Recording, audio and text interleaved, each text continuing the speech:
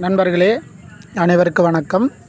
நம் பதிவை பிடித்திருந்தால் லைக் பண்ணுங்கள், ஷேர் பண்ணுங்கள், சப்ஸ்கிரைப் பண்ணுங்கள்.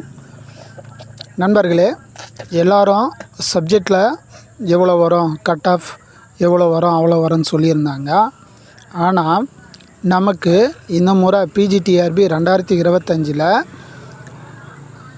சைக்காலஜியும் ஜென்ரல் நாலேஜும் எப்படி இருந்தது அப்படின்னு சொல்லி யாருமே இது வரைக்கும் ஃபீட்பேக்கை கொடுக்கல. அதற்காகத்தான் இந்த ஒரு பதிவு. எனக்கு திடீரென்று இந்த பதிவு போடணுன்னு ரொம்ப நாளாக ஆசை.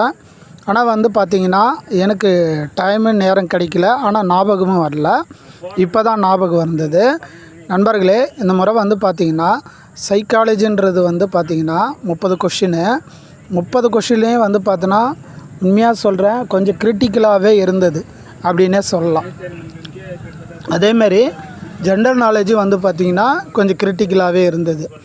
ஆவரேஜாக அந்த 40 கொஷினில் கண்டிப்பாக ஒரு 15-20 கொஷின் எடுத்தாங்கன்னா அதுவே பார்த்திங்கன்னா ஒரு பெஸ்ட்டான விஷயந்தான். ஏன்னா எனது நண்பர் ஒருவர் பார்த்திங்கன்னா ஆல்ரெடி கவர்மெண்ட் ஜாப்பு பாட்னி டீச்சராக ஒர்க் பண்ணுறாரு. அவர் நம்ம சமீபத்தில் சந்திக்க நேரிட்ட போது அவரே சொல்கிறாரு, சைக்காலஜிலாம் ஏன் இப்படி எடுத்துருக்குறாங்க, எங்கேருந்து இது மாதிரி கொஷின்ஸ்லாம் வந்தது, கண்டிப்பாக அவர் வேலை கொடுக்கணும்னு நினச்சி எடுக்கிறாங்களா, வேலை கொடுக்காதுன்னு நினச்சி எடுக்கிறாங்களான்னு சொல்லி ரொம்ப ஃபீல் பண்ணார். ஏன்னா அவர் முன்னாடி யூஜிடிஆர்பியில் போய்ட்டு இப்போ ப்ரொமோஷனில் பிஜியாக இருக்கிறாரு. அப்படி இருக்கும் அவரே பார்த்திங்கன்னா திடீரென்று சைக்காலஜியும் ஜிகே பற்றி இந்த மாதிரி ஃபீட்பேக் கொடுக்குறாரு. அப்போயே நிறைய தேர்வர்கள் ஷாக் ஆகிட்டாங்க. ஏன்னா நான் மட்டும் கேட்கல, அவர்கிட்ட நிறைய தேர்வர்கள் எப்படி இருந்தது அப்படின்னு சொல்லி ஃபீட்பேக் கேட்டாங்க.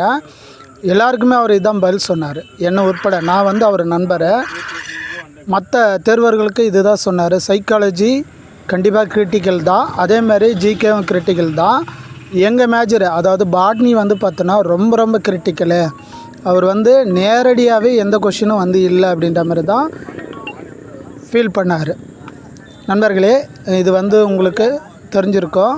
இதில் சொல்ல வர்றது என்னன்னா, நிச்சயமாக இந்த முறை ஆவரேஜாகவே ஒரு 20 கொஷின் வந்ததுன்னா ஈஸியாக சப்ஜெக்டில் ஒரு 60 கொஷின் போட்டுனாங்க ஒரு 80-85க்கு கண்டிப்பாக இந்த முறை வாய்ப்பு இருக்கும் அப்படின்ற மாதிரி தான் நாமளும் பதிவு பண்ணுறோம்.